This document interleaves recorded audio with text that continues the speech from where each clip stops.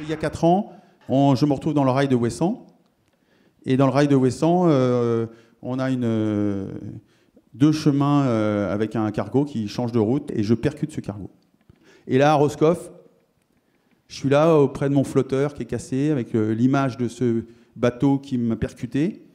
Et j'ai finalement, ce qui me ressort le plus, c'est la culpabilité. Je suis à fond dans cette culpabilité, c'est terrible. Et là, il y a une femme qui arrive avec son père, créateur de l'entreprise Sodebo, M. Bougreau. Et là, elle a un courage incroyable. Elle me voit, je suis au fond du trou et tout. Et elle fait ce que vous faites comme boulot ici, à 60 000 rebonds. Elle me dit, écoute Thomas, on est avec toi depuis longtemps, on a réussi des choses, machin, et puis là, ce qui t'est arrivé, là, c'est pas le hasard. Mais pour avoir ces mots-là, à ce moment-là, il faut avoir le courage d'une femme. Cette femme, c'est Patricia Brochard. Au moment où elle commence à parler, M. Bougreau, il lui prend la main, l'air de dire, là, tu vas, c'est chaud, quoi. Et là, elle a décidé, c'est là maintenant, et elle me dit, écoute, t'es à un niveau, t'as gagné le Jules Verne, t'as gagné la Volvo Ocean Race, t'as gagné et là, pour arriver au Graal de ce qu'on veut aller chercher, le tour du monde en solo, et ce que tu veux, il faut que tu passes un step, et nous, on continuera à t'accompagner, on va reconstruire ce bateau, seulement et seulement si il y a une condition. T'acceptes d'être accompagné pour passer aujourd'hui le step qu'il te faut, d'un point de vue mental, d'un point de vue accompagnement, d'un point de vue... Par contre, j'avais peur du coach qui soit le gourou. Donc coach, vous le teniez à distance, d'une certaine manière. Le coach gourou qui, du coup, dont vous êtes dépendant.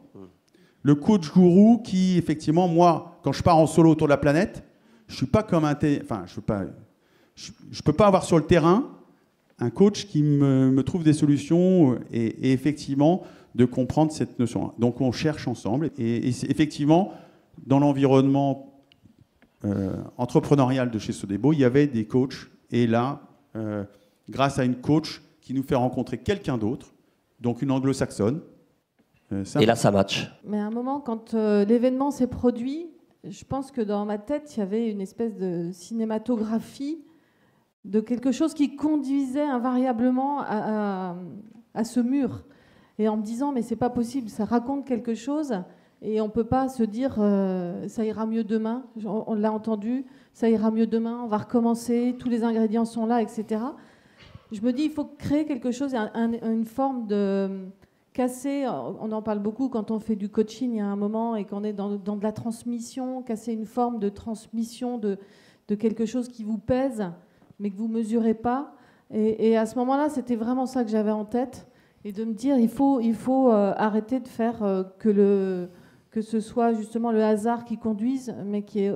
il n'y a pas de hasard, avez-vous dit. Exactement. Il n'y a jamais de hasard, ou en tout cas, le hasard raconte quelque chose. J'avais cet instinct de me dire, c'est le bon moment, parce que si on attend, après, on va être dans une autre logique. Non, mais c'est pas le mot instinct, c'est du courage. Il faut qu'à un moment donné, il y ait quelqu'un dans votre entourage qui ait ce courage. La main tendue, c'est une main de courage. C'est une main. Alors, c'est vrai que c'est bienveillant, et après, dans le coaching, il y a de la bienveillance et tout ça. Et alors, juste pour finir sur une bonne note sur cette... Donc, j'accepte cet accompagnement, et c'est important pour moi, pour cette notion de gourou, que le cadre soit très bien défini. Qu'on allait se voir, effectivement, avec cette personne 6 fois, pas 7, pas 5, 6 fois. Il fallait que ça vienne de moi, et que effectivement, ça ne peut pas être non plus que le sponsor qui fait le truc, et qui fait le boulot, parce que sinon, c'est important. Et on a commencé ce cheminement. Pendant ce temps-là, mon équipe a reconstruit ce bateau, et on a retenté ce tour du monde en solitaire, une 5e fois, et on a passé sous les 50 jours. On a fait 49 jours, 3 heures. Voilà, bravo.